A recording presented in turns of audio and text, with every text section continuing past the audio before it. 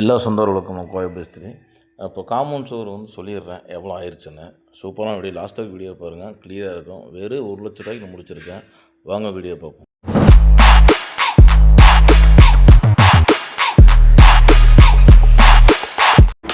எல்லா சொந்தங்களுக்கும் இப்போ எவ்வளோ சொல்லிடுறேன். இப்போ பார்த்தீங்கன்னா எம்சாண்ட் ஒரு யூனிட் வாங்கியிருக்கிறேன்.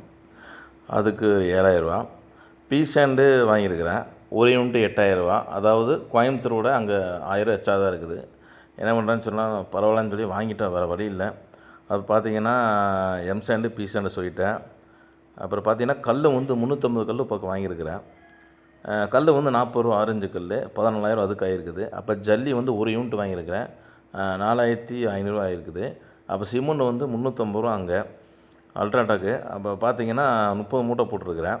அல்ட்ராடெக்கு செட்டிநாடு ரெண்டும் ஒரே ரேட்டு தான். அங்கே 10,500 ரூபா 350 மூட்டைக்கு.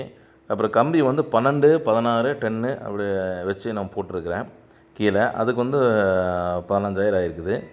அப்புறம் லேபர் பார்த்திங்கன்னா 2 வாரம் பக்கம் வேலை செஞ்சுருக்காங்க. உள்ளே கட்டி உள்பூச்சி வெளிப்பூச்சி சேர்த்து அதுக்கு 24,000 ரூபா. எலக்ட்ரிஷியன் காடி எடுத்து அதுக்கு காலி பண்ணி எல்லாம் செட் பண்ணதுக்கு அதுக்கு 8,000 ரூபா கூலி. அதுக்கு மெட்டீரியல் 3,000 ரூபா இருக்குது. லேபர் 5,000, 8,000 ரூபா ஆயிடுச்சு. அப்புறம் மொத்தம் பார்த்திங்கன்னா 91,000 ரூபா ஆயிருக்குது.